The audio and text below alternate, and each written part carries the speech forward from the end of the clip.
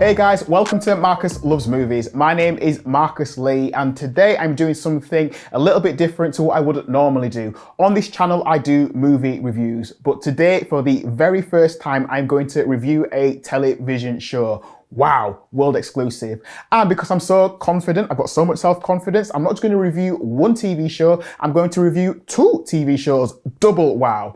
And the two shows I'm talking about today are The One, which is available on Netflix, and Soulmates, which is available on Amazon Prime Video. And the reason why I'm talking about these two shows at the same time is because these shows are very, very similar. If you've already seen these shows, you'll know what I'm talking about. And if you haven't seen these shows, well, welcome along for the journey. So I'm going to give you a plot outline. Basically, can I just say, it's a little bit, the reason why I'm talking about these two shows, I'm going to talk about which do you think is better? Well, which do I think is better? But I'd love to know what you think as well. It's like when Asda opens up and then you've got a Tesco which opens up next door. They're both really similar. They both do the same thing. They've just got different colors on the front and different branding. So these shows are really similar. So in this video, we're going to talk about the two shows and discuss which one of these we think is better. So let's start off with the plot, and we'll start off with The One because The One is the show that I watched the first. So the plot of The One simply says, Rebecca is the ambitious and impulsive founding CEO of Match DNA, a company that can pair people with their perfect partner based solely on their DNA samples. The show was released in March 2021. The plot of Soulmates is as follows. Soulmates is set approximately 15 years in the future when a company called Soul Connects has developed a test that can determine the person you were most meant to love with 100% accuracy. The series explores through self-contained episodes whether love is a destiny or choice.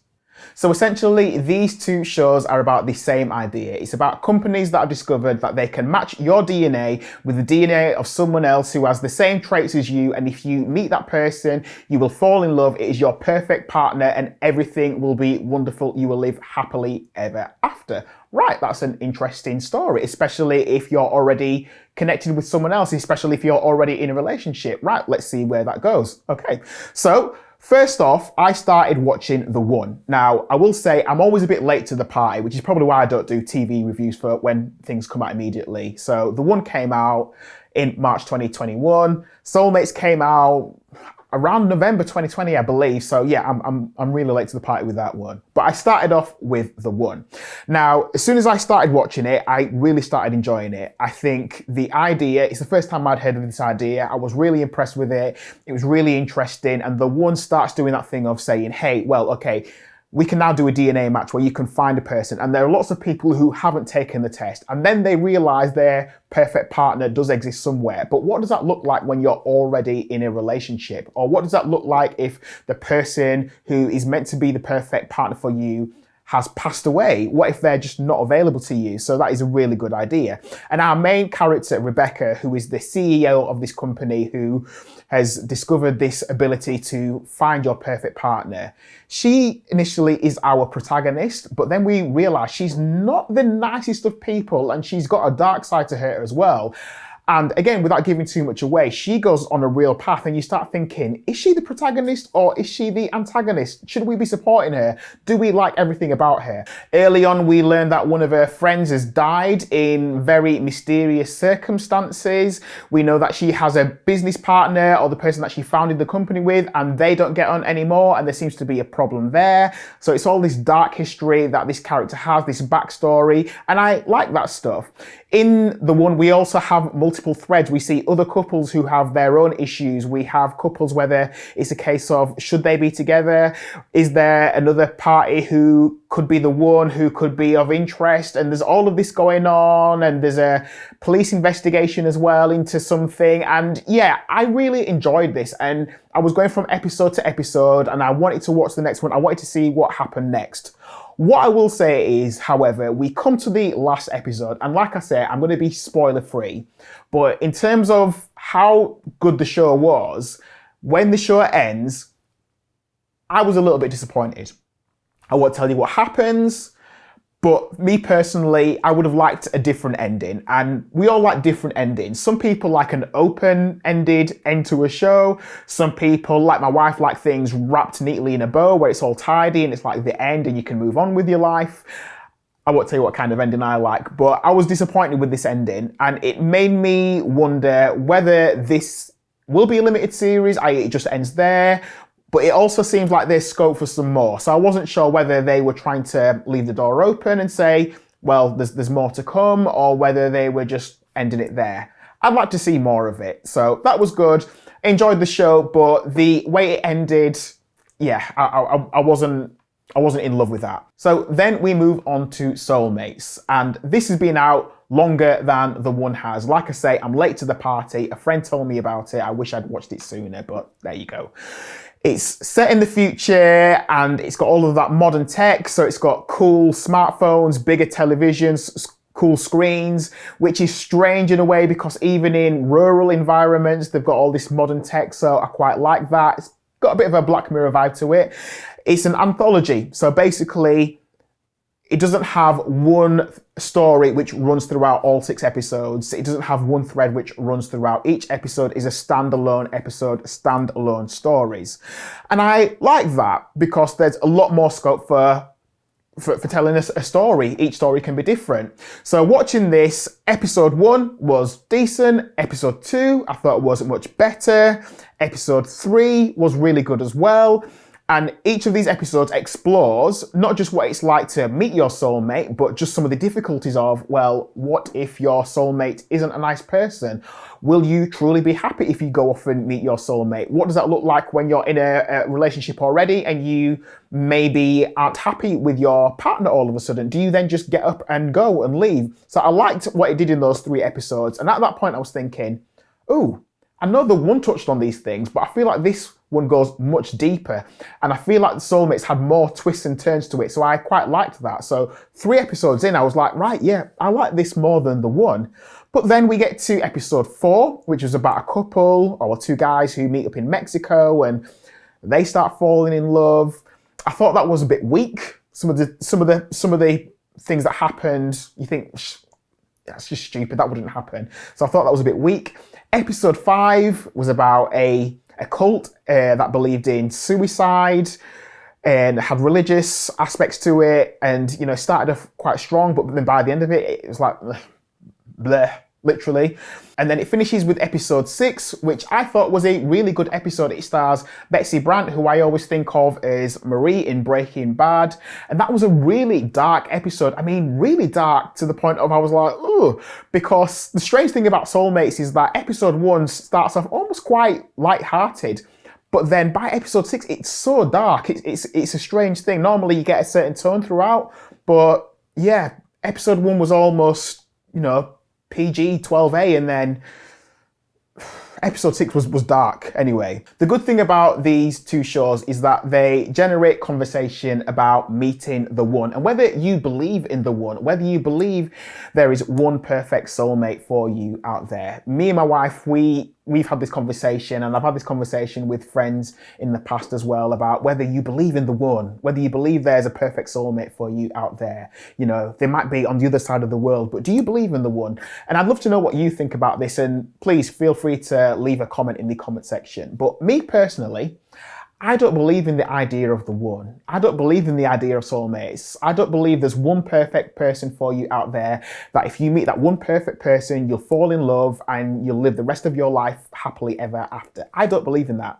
Me personally, I believe there are lots of people out there that you can meet, people that you can befriend, develop a great friendship with, fall in love, and commit to each other and build a life together. That's what I believe in. Because if there is just the one and you don't get to meet that person, or that person ends up incarcerated, or that person dies young and you never get to be with them, and your goal in life is to fall in love with that person, be with them, then you're not going to meet that person and you're going to live the rest of your life devastated. And that's quite sad.